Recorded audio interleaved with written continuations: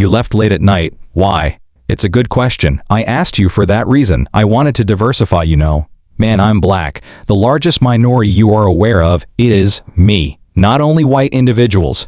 It's true that black individuals have told me, what you need to do is get sick on Wednesday, cancel on Thursday and Friday if you become ill on Wednesday. Arsenio Hall has finally spoken up about the thing that truly ruined his career. Those in charge of black entertainment methodically crushed the man who gave hip-hop its first popular platform and changed late-night television. But I have a secret. We assist in placing some of the A-list individuals in their current positions. The harsh truth of what occurs when you don't cooperate is revealed by Arsenio's experience, which includes the Farrakhan interview that led to his collapse, and the LGBTQ protests that made him vulnerable to activist pressure. My audience trusts me, yet I felt like I was being taken advantage of. My audience is aware that I at least believe what I say, that I'm trying to be an honest man, and that I'm dealing with something.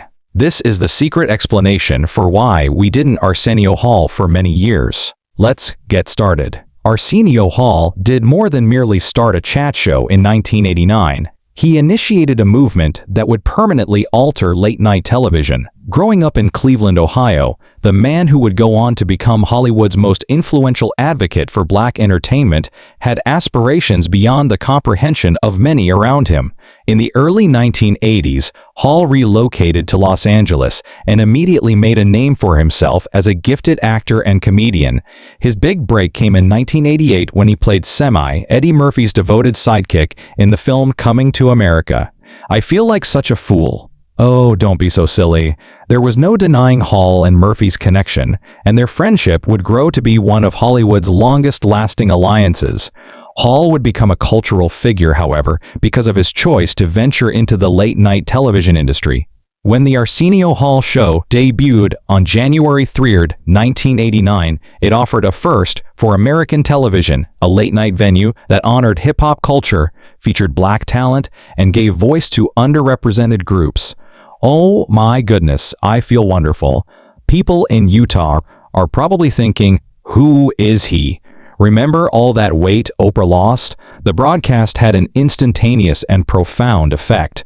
Paul created a venue where musicians like Ice-T, Public Enemy, and Da Soul could play and be properly interviewed about their art and social concerns, while Johnny Carson and David Letterman dominated late night with their largely white audiences.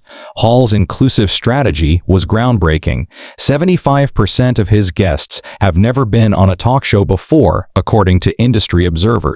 And this wasn't limited to black singers. It also included artists from other ethnicities. He included controversial individuals, up-and-coming musicians, and spoken-word poets who would never have been heard on popular programs. The success of the show was unheard of for a late-night syndicated program.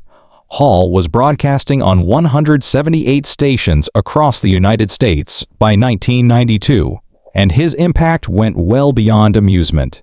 It became a pivotal event in political history when presidential candidate Bill Clinton played Heartbreak Hotel on the saxophone during his June 1992 appearance on the show, which helped him win over young and minority voters. However, Hall's success also made him a threat to the status quo. People who wanted their black musicians to be less politically involved targeted him because of his desire to offer platforms to controversial personalities and talk about racial and social justice concerns. By 1993, the writing was already on the wall. In an effort to counter Hall's influence, other late-night shows started to emerge, and rumors about his challenging character began to circulate among business insiders. An industry that required conformity from its black stars was using the same genuineness and fearlessness that had made him successful as a weapon against him. Hall was unaware that the community he was attempting to improve would present his greatest obstacles rather than white executives attempting to manipulate him. Black Hollywood itself was the source of the true treachery. Arsenio Hall's propensity to schedule controversial guests and take on challenging themes would eventually provide his foes the ammunition they needed to destroy him. And as his prominence grew, so did the pressure from industry forces to limit his platform. Hall's repeated bookings of comedian Andrew Dice Clay whose racist and misogynistic comedy provoked objections from LGBTQ rights groups, was the first significant scandal. While supporters argued for free speech, critics charged that Hall was providing a stage for bad comedy. The outcry made clear that Hall was in an impossible situation. Not only was he chastised for bringing in contentious speakers, but his platform was also condemned for lacking diversity. Hall's argument of his booking decisions revealed either ignorance or disobedience to the forces at his disposal. He didn't appear to realize that his adversaries were gathering evidence for a more extensive assault on his judgment and trustworthiness. Every contentious ruling was being compiled for use against him in the future. When viewers opposed the show's absence of overtly gay or LGBTQ representation, the criticism grew more intense. Applause. You believe I haven't had anyone on the show because they're gay? This is my show, man. Although Paul's concluding statement that he couldn't reveal gay artists on television and that many well-known gay artists weren't publicly out was sincere, some misconstrued it as proof of insensitivity. While it was understandable that the LGBTQ community was disappointed, it also served the interests of those who wished to undermine Hall's progressive credentials. However, Hall's choice to interview Nation of Islam leader Louis Farrakhan on February 25, 1994, was the incident that would ultimately bring Hall to ruin. Industry insiders questioned whether Hall understood the ramifications of providing Farrakhan a platform, and the news alone provoked swift criticism. When the contentious interview took center stage in the episode, Paul's attempts to counterbalance the Farrakhan interview by including scheduling gospel artist Kirk Franklin failed. He was criticized for failing to confront Farrakhan's divisive remarks regarding race and anti-Semitism, and for giving him too much of a free pass. Why do you believe there has been so much opposition to me inviting you to appear on the show? I've met more than simply white people. It's true that black individuals have told me, what you need to do is get sick on Wednesday, cancel on Thursday and Friday if you become ill on Wednesday. For many stations and advertisers who had been searching for a reason to cut ties with Hall's program, the Farrakhan interview proved the tipping point. The fact that Hall was pilloried while other journalists who had interviewed Farrakhan received no criticism demonstrated how specifically targeted the assaults were.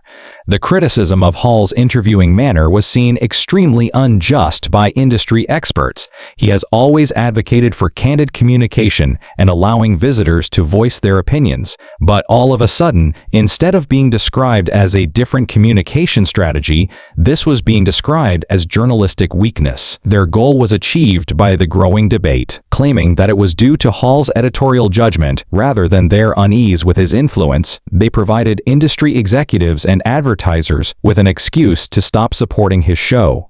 His demise was being justified by the same boldness that had made him successful. When the pressure reached an all-time high in 1994, Hall made the choice that would shape the remainder of his career. The 1994 cancellation of the Arsenio Hall event was not solely a commercial choice. It was the result of a concerted effort to silence the most influential black voice on late-night television. The harsh reality of how the entertainment industry crushes challenges to its established order is shown by what transpired behind the scenes. Leonard Rowe, a concert organizer who had a tight relationship with black performers at the time, claims that Paul's demise was particularly planned due to his resistance and willingness to address racial issues. There was more to the Farrakhan interview than controversy. Power brokers in the industry have been waiting for this justification to take Hall off his platform. The timing of the events leading up to the termination of the show demonstrates how well planned the attack was. The finalization of Paramount's merger with Viacom, which provided the corporate restructuring required to terminate Hall's show, coincided with the height of the Farrakhan issue. The Jon Stewart show's syndicated edition was introduced as a substitute right away, indicating that the change had been well planned. Paul made a mistake by thinking he could continue to be as independent and socially conscious as he had been before. I wanted to diversify, you know. Experts in the field cautioned him that there would be repercussions for questioning the status quo, but Hall's dedication to providing voice to underrepresented groups prevented any compromise. There was a lot of financial strain. Stations started requesting less provocative speakers and softer content. The message was clear: as ad income declined, comply with popular expectations or risk being economically strangled. Hall's fate was sealed by his refusal to compromise his morals. The way that Hall's own claims that he left to devote himself to his son were used as a weapon to hide the true reasons for his departure was what made the devastation more brutal. The story that Hall departed on his own volition downplayed the systematic campaign that had rendered his position untenable. Even though he did have personal motives for doing so, I wasn't the one who was meant to finish it. I was to leave and experience new things. That's how you always felt.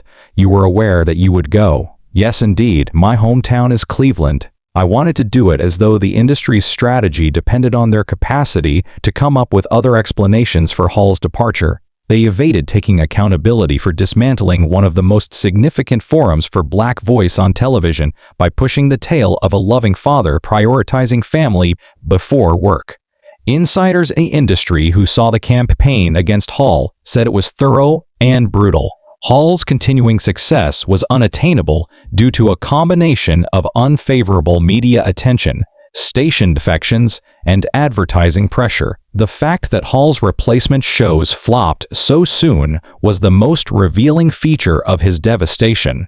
The Jon Stewart show's one-season run in syndication demonstrated that Hall's influence and content, not the show's format viability, was the problem. Hall's blacklisting served as a signal to other black performers about the repercussions of defying the system that had advanced them, according to Leonard Rowe and other industry watchers.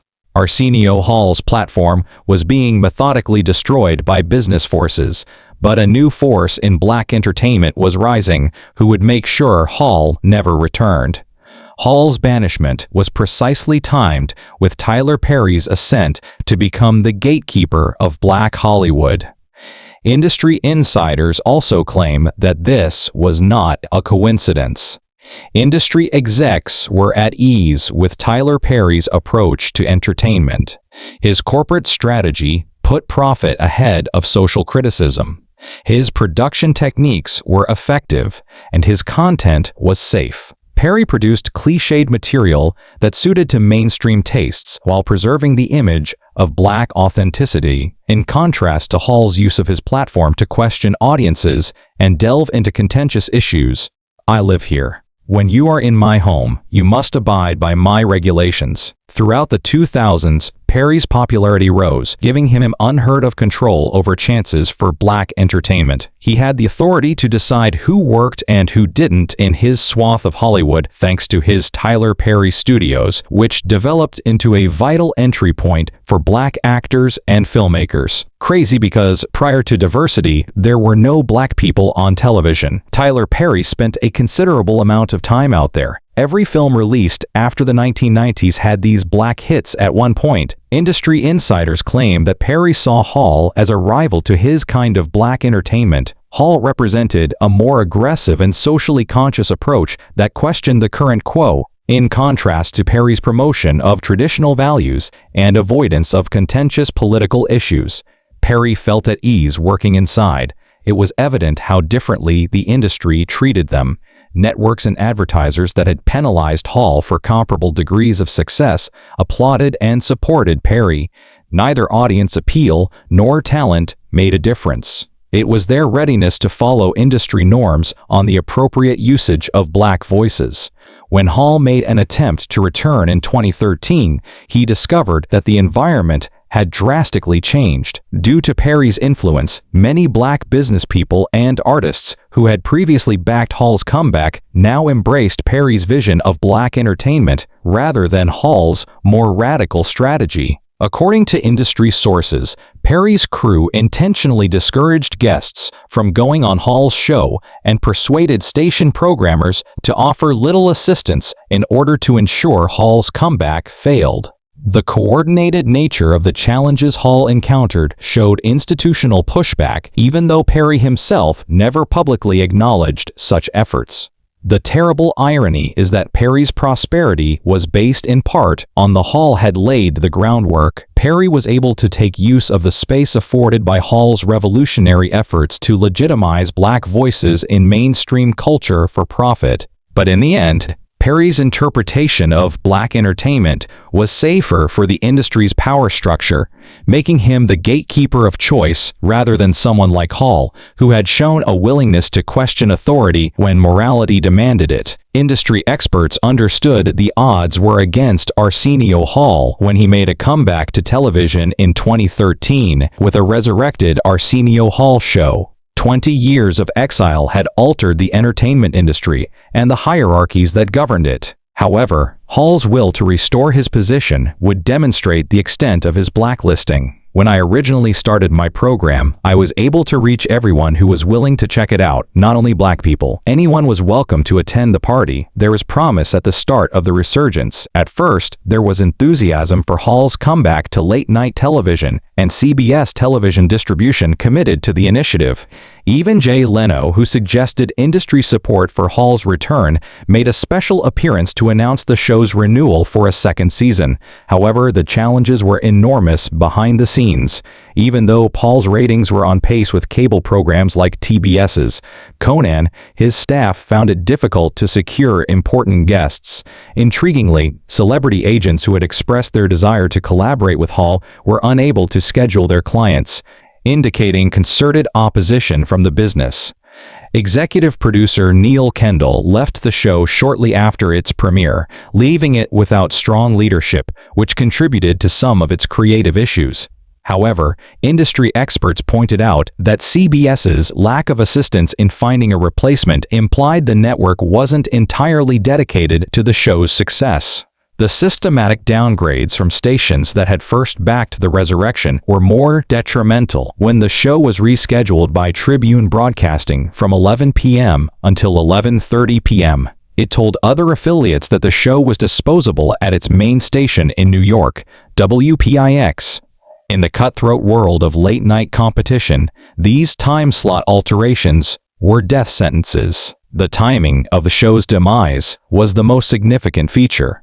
A few weeks later, CBS changed its mind, citing insufficient audience growth, even though the show had been renewed for a second season. The reversal's rapidity indicated that forces greater than ratings were impacting the choice. But I have a secret. We assisted in putting several of the A-list members away. According to industry insiders, when advertising revenue predictions showed large losses, CBS recalculated the show's financial feasibility after Sinclair Broadcast Group decided to downgrade it. The network left Hall in spite of the prior commitment. Hall thanked his colleagues and acknowledged the challenge they had taken on in his diplomatically ambiguous statement following cancellation. However, his social media messages expressed the anguish of having his comeback abruptly ended just when he was beginning to flourish as a host. Hall's career as a prominent television personality was essentially destroyed by the comeback's failure. He was too old,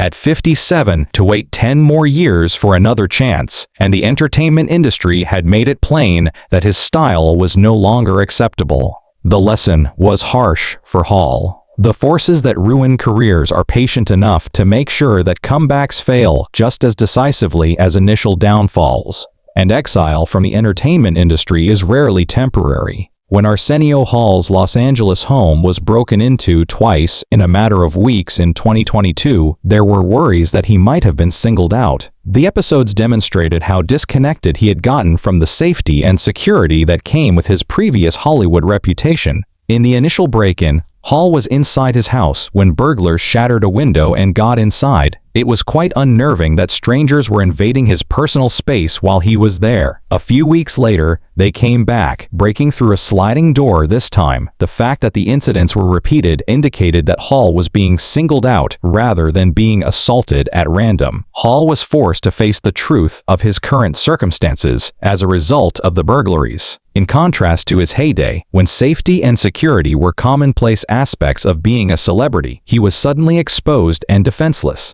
The occurrences sparked debate about why his residence in particular was being targeted and whether he had become well known due to his prior scandals or present financial circumstances. Paul's public reaction to the break-ins showed a terrified guy attempting to remain dignified despite being violated. For someone who had already experienced decades of professional exile and personal hardships, the worry and uncertainty regarding his personal safety added still another level of stress. His efforts to stay current in the entertainment industry, however, persisted with varying degrees of success.